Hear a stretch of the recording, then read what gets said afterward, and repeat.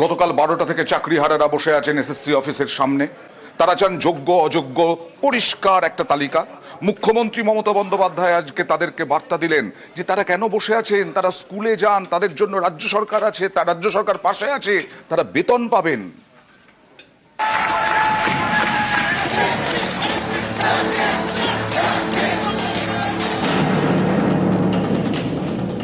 শিক্ষক শিক্ষিকারা আমি বলি, আপনারা নিশ্চিন্তে স্কুলে গিয়ে ক্লাস করুন, আপনাদের মাইনে নিয়ে ভাবতে হবে না। আইনের মধ্যে থেকেই রাজ্য সরকার আপনাদের কাজ করে দেবে। আপনারা স্কুলে যান। আমি তো আপনাদের বলেছি, সুপ্রিম কোর্টে আপনাদের টাকা বন্ধ করে দিয়েছিল, কিন্তু আমরা তো রিভিউ পিটিশন করেছিলাম এবং তাতে তো আমরা বলেছি যে আপনারা মাইনে পাবেন। স্কুলে নিয়োগ দুর্নীতির ভুরি ভুরি অভিযোগ। সুপ্রিম রায়ে এক ধাক্কায় প্রায় 26,000 চাকরি বাতিল। গত 3রা এপ্রিল চাকরি বাতিলের রায় দেয় সুপ্রিম কোর্ট। এরপর 9 এপ্রিল চাকরিহারা যোগ্য শিক্ষকদের স্কুলে ফেরার বার্তা দেন মুখ্যমন্ত্রী মমতা বন্দ্যোপাধ্যায়। তারপরেও অনেকের মনে প্রশ্ন ছিল, বেতন কি মিলবে? মঙ্গলবার মেদিনীপুরের প্রশাসনিক সভা থেকে এই বিষয়টিও স্পষ্ট করে দিয়েছেন মুখ্যমন্ত্রী।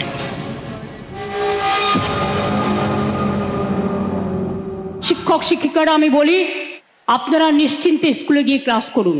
আইনের মধ্যে থেকেই রাজ্য সরকার আপনাদের কাজ করে দেবে।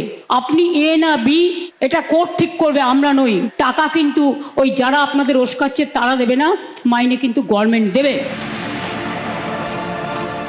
চাকরিহারা যোগ্য শিক্ষকদের স্কুলে ফেরাতে সুপ্রিম কোর্টে আবেদন করে পশ্চিমবঙ্গ মধ্যশিক্ষা পর্ষদ। আগামী 31শে ডিসেম্বর পর্যন্ত যোগ্যদের ক্লাস নেওয়ার অনুমতি দিয়েছে শীর্ষ আদালত। তারপরেও জট কাটেনি। সোমবার রাত ভর পথে চাকরিহারা শিক্ষকরা। শিক্ষক শিক্ষিকারা যারা বসে আছেন গতকাল থেকে, কেন বসে আছেন এই গরমের মধ্যে কষ্ট করে? আপনারা স্কুলে যান। আপনারা নিশ্চিন্তে স্কুলে গিয়ে ক্লাস করুন, আপনাদের মাইনে নিয়ে ভাবতে হবে না। আইনের মধ্যে থেকেই রাজ্য সরকার আপনাদের কাজ করে দেবে। আমি গতকাল সন্ধ্যে থেকে কমপক্ষে 10 বার ফোনে কথা বলেছি। আমি কলকাতায় থাকলে হয়তো 1 সেকেন্ডে মিটিয়ে দিতে পারতাম। সুপ্রিম কোর্টে আপনাদের টাকা বন্ধ করে দিয়েছিল, চাকরি বাতিল করে দিয়েছিল, কিন্তু আমরা তো রিভিউ পিটিশন করেছিলাম এবং তাতে তো আমরা বলেছি যে আপনারা মাইনে পাবেন। এর জন্য কারো প্ররোচনা দেওয়ার দরকার নেই, দাঙ্গা করার দরকার নেই, উত্তেজনা করবার দরকার নেই। কেন অন্যদের কথায় পা দিচ্ছেন? টেন্টেড কি আনটেন্টেড কি আপনার দেখার তো প্রয়োজন নেই। ওটা দেখার জন্য রাজ্য সরকার আছে, কোর্ট আছে। আমরা এভিডেন্স নেব। আপনি চাকরি করেন, আপনার চাকরিটা আছে কিনা দেখার দরকার। আপনি ঠিকমতো মাইনে পাচ্ছেন কিনা সেটা আপনার দেখার দরকার। অন্যটা আপনার দেখার দরকার নেই, ওটা আমাদের ওপরে ছেড়ে দিন। যারা আপনাদের চাকরি খেয়েছে তাদের উপর ভরসা করবেন না। যারা চাকরি ফিরিয়ে দিয়েছে তাদের উপর ভরসা করুন, আর যারা আগামী দিনও ফিরিয়ে দিতে পারে তাদের উপর ভরসা করুন। সুতরাং আপনাদের চিন্তা করার কোনো কারণ নেই। আমি তো নিশ্চয়ই চাইব না আমার রাজ্যে বেকার বাড়ুক। গ্রুপ সিডি যেটা বাতিল হয়েছে, আমরা আইনজীবীদের সাথে পরামর্শ করে বাদবাকিটাও আমরা নিশ্চয়ই আবার দরকার হলে রিভিউয়ে যাব। আবার দেখছি হাইকোর্টে একটা কেস করে বসে আছে, 35,000 প্রাথমিক শিক্ষককে ছাঁটাই করতে হবে। এরা কারা? যারা একদিন আমাদের মন্ত্রিসভায় থেকে তারাও কম লোককে চাকরি দেয়নি। একবার ভাবতে লজ্জা করছে না যে মানুষের চাকরিগুলো কারার আগে তার একটা পরিবার আছে? একবার চিন্তা করে দেখবেন না? রাজনীতি করতে গেলে শুধু দানবিক মুখ, মানবিক মুখটা কোথায় যাবে? নিউজ 18 বাংলা। 24 ঘন্টার অনেক বেশি হয়ে গেছে। রোদে পুড়ে ঘেমে নে এখনো বসে আছেন চাকরিহারারা। যোগ্য অযোগ্যের তালিকা স্পষ্ট করতে হবে এই দাবিতে। শিক্ষামন্ত্রী কি বললেন? শিক্ষামন্ত্রী বললেন আইনের বাধাতেই যোগ্য অযোগ্য তালিকা প্রকাশ করা যাচ্ছে না। এদিকে স্কুলে স্কুলে যোগ্য অযোগ্যর তালিকা, অযোগ্য নয় যোগ্যদের তালিকা পাঠালো শিক্ষা দপ্তর।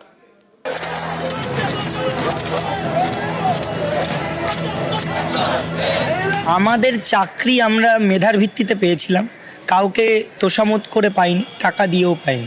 তাই যারা ভুল করলো, যারা চুরি করলো, যারা দুর্নীতি করলো, এই দায়িত্ব তাদেরই বর্তায় যে কিভাবে আমার সম্মান, আমার চাকরি পুনরুদ্ধার করে আমাকে ফেরত দেবেন। এমন কোনো কাজ করবেন না যা আপনাদেরই রিভিউ পিটিশনে আপনাদের বিপক্ষে চলে যায়, বা এমন কোনো কাজ করতে বাধ্য করবেন না। ব্যাপারটা কোনো একটা হটকারী জায়গায় নিয়ে গেলে আখেরে রিভিউ পিটিশনটা ডিস্টার্ব হতে পারে, এটা বিলম্বিত হতে পারে। কে যোগ্য কে অযোগ্য, চাল থেকে কাঁকড় আলাদা হবে কবে?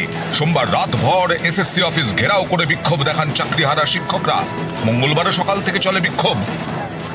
দ্রুত আমরা রিভিউ পিটিশনে আমরা যাচ্ছি, অর্থাৎ আইনি প্রক্রিয়া এখনো চালু তথা লাগু আছে।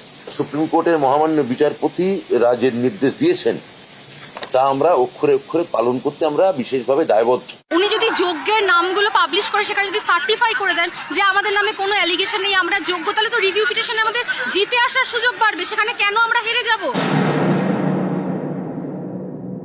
সুপ্রিম কোর্ট যে রায় দিয়েছেন 31শে ডিসেম্বর পর্যন্ত আমি আপনাদের উপযুক্ত শিক্ষকদের বলছি তাদের স্কুলে যোগদান করতে আমি অনুরোধ করছি। বেতন নিশ্চিত করার দায়িত্ব আমরা নিচ্ছি, আপনাদের জন্যই এসএসসি লড়ছে এবং একমাত্র সরকারই আপনাদের পাশে আছে, এটাও আপনারা খুব ভালো করে জানেন। আমরা প্রত্যেকটা ধাপ আইনি পরামর্শ অনুযায়ী এগোচ্ছি।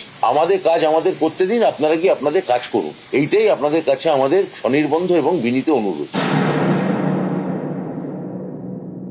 মাইনে তো 31শে ডিসেম্বর অব্দি দেবে, তারপর আমরা কোথায় যাব? সে যোগ্য অযোগ্য লিস্ট কোথায় দেবে? সার্টিফাইড লিস্ট কোথায় দেবে আমাদের? আর মিরর ইমেজ প্রকাশ করার কথা, সেটাও তো গাইডলাইনে আছে, সেটা কোথায় করছে? তিনি তো তার নিজের কথাই রাখছে না। এটা কিন্তু কোনো সলিউশন নেই। শিক্ষকরা যারা যাচ্ছেন তারা বেতন পাবেন। এখানে কিন্তু ওই ভোট কাউন্সিলিং থেকে সেই বাকি কাউন্সিলিং বাদ এসব বলা হয়নি। এমএ ফাইলে যোগ্য 17,000 শিক্ষক শিক্ষিকার কথা বলা হয়েছিল। তারা কি করে কাল থেকে বিদ্যালয়ে যাবে? কি করে তারা মাইনে পাবে? তারা চুরি করেছে, দুর্নীতি করেছে, আমরা দায় নেব না। এখনো পর্যন্ত অযোগ্যগুলো, চোরগুলোকে বাঁচানোর জন্য তারা এসব করছে, যোগ্যদের বলে দিচ্ছে। এখানে অনিশ্চয়তা কোথায় সেটাই তো আমি বুঝতে পারছি না। প্রথম কথা হচ্ছে লিস্ট এসএসসি শিক্ষা দপ্তরকে দিতে পারে, শিক্ষা দপ্তর সেই অনুযায়ী কাজ করতে পারে। তাদের কাউকে কি টার্মিনেশন লেটার দেওয়া হয়েছে? উত্তর হচ্ছে না। এদের কাউকে কি কোনো কাজে যোগ দিতে অসুবিধা হয়েছে? উত্তর হচ্ছে না। এদের কাউকে কি কোনো বেতন বন্ধ করার নির্দেশ দেওয়া হয়েছে? উত্তর হচ্ছে না। এদের কাউকে কি কোনো কাজ করার ক্ষেত্রে কোনো সরকারি আধিকারিক কোনো বাধা সৃষ্টি করেছেন? তাহলে যেখানে অনিশ্চয়তা নেই, খামোকা এমন কোনো আচরণ করা উচিত না আন্দোলনের স্বার্থে যেটা তাদের রিভিউ পিটিশনকে দুর্বল করে। তাদের সঙ্গে কথা বলেই তো আমরা এগোচ্ছি। আমরা যেটা চাইছি যোগ্য অযোগ্যের তালিকা, সেটা এখনো তা নিয়ে তাদের কোনো স্পষ্ট অবস্থান নেই। এই কারণেই তো আজ এই জটিলতা। আজ যদি যোগ্য অযোগ্যকে আলাদা করে দেওয়া যেত তাহলে তো আজ এই জটিলতা হতো না। এই মুহূর্তে দাঁড়িয়ে আমরা কি করে বিশ্বাস করব? আপনারা যদি 17 তারিখের কেসটা দেখেন, যেখানে আমরা ক্লারিফিকেশন চাই, সেখানে খুব পরিষ্কার করে 17,206 জন তারা যোগ্য, এটা মধ্যশিক্ষা পর্ষদ এফিডেভিট দিয়ে জানিয়েছে। আইনি পরামর্শ পাইনি, আমি যে বললাম আপনাদের। 3রা এপ্রিল সুপ্রিম কোর্টের রায়ে 25,752 জনের চাকরি যায়। 25,752 থেকে বাদ আগের চাকরিতে ফেরার সুযোগ পাওয়া 425 জন, অর্থাৎ চাকরি বাতিল 25,327 জনের। এর মধ্যে শিক্ষাকর্মীর সংখ্যা 7,031 জন। তার মানে চাকরি হারানো শিক্ষকের সংখ্যা 18,296। শিক্ষামন্ত্রীর বক্তব্য অনুযায়ী যোগ্য শিক্ষকের সংখ্যা 17,206। তাহলে অযোগ্য শিক্ষকের সংখ্যা 1,090। আপনারা যদি 17 তারিখের কেসটা দেখেন, যেখানে আমরা ক্লারিফিকেশন চাই, সেখানে খুব পরিষ্কার করে 17,206 জন তারা যোগ্য, এটা মধ্যশিক্ষা পর্ষদ এফিডেভিট দিয়ে জানিয়েছে। আইনি পরামর্শ পাইনি, আমি যে বললাম আপনাদের। শুরু থেকেই যোগ্য অযোগ্য তালিকা প্রকাশের দাবিতে সরব চাকরিহারাদের বড় অংশ। এ নিয়ে গত 11 এপ্রিল বিকাশ ভবনে চাকরিহারাদের সঙ্গে বৈঠক করেন এসএসসির কর্তারা। শিক্ষামন্ত্রীও সেই বৈঠকে ছিলেন। যোগ্য অযোগ্য তালিকা আমাদের আছে, এক এসএসসি চেয়ারম্যান ওখানে আছে, এসএসসির কোনো অসুবিধা নেই। সিবিআই থেকে প্রাপ্ত তালিকা যোগ্য অযোগ্য যেটা তাদের হাতে আছে তারা তুলে দিতে পারেন এবং সেখানে কোনো সমস্যা নেই যদি আইনি পরামর্শ আমরা ইতিবাচক পাই। আমার মনে হচ্ছে সপ্তাহ দুয়েকের মধ্যেই আমরা এর একটা নিষ্পত্তি করতে পারব। চাকরিহারারা আশায় ছিলেন সোমবার যোগ্য অযোগ্য তালিকা প্রকাশ করা হবে, কিন্তু সেটা হয়নি। বৈঠকের শুরুতেই কথা হয়েছিল যে আমরা লিগাল কনসালটেশন ছাড়া আমরা বিন্দুমাত্র এগোবো না। তো ওরা একটা কতগুলো দাবি দিয়েছিলেন, তার মধ্যে বেশ কিছু দাবি লিগালি বলেছে করা যাবে, আবার কিছু দাবি বলেছেন এটা করা যাবে না, এটা সুপ্রিম কোর্ট এটা করতে বলেননি আমাদের, কোনো তালিকা প্রকাশ করা, এটা সুপ্রিম কোর্টের কোনো ডিরেকশনে নেই। সেটা একটা পার্ট আমরা করতে পারিনি। আমরা ওই বৈঠকেই বলেছিলাম যে আইনি পরামর্শ পেলে তবেই করতে পারবো, আমরা পাইনি তাই করিনি। নিউজ 18 বাংলা। কিন্তু এসবের পর আজও সমাধান সূত্র বেরোলো না। আজকেও এসএসসির সঙ্গে বৈঠক করলেন চাকরিহারারা, কিন্তু সেখান থেকেও সমাধান সূত্র মিলল না। যোগ্যদের যে তালিকা, অর্থাৎ চাকরি যাদের আছে, যাদের বেতন ফেরত দিতে হবে না, তাদের তালিকা স্কুলে স্কুলে পাঠানো হয়েছে ইতিমধ্যেই শিক্ষা দপ্তরের পক্ষ থেকে। সেই তালিকা যাচাই করতে গিয়েছিলেন চাকরিহারারা, কিন্তু সেই তালিকা তাদের সন্তুষ্ট করতে পারেনি বলেই এখনো পর্যন্ত খবর।